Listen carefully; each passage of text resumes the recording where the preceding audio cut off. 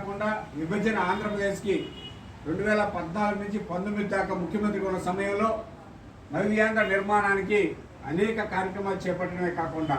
మళ్ళీ తిరిగి 2020 కూడా మళ్ళీ తిరిగి ప్రారంభించడమే కాకుండా ఈరోజు అమరావతి రాజధానిని పోలవరాన్ని పూర్తి చేయడమే ధ్యేయంగా పెట్టుకోవడమే కాకుండా ఈరోజు తెలుగు రాష్ట్రాల నుంచి ప్రపంచవ్యాప్తంగా ఉన్న అన్ని దేశాల్లో కూడా సాఫ్ట్వేర్ ఇంజనీర్గా పనిచేస్తూ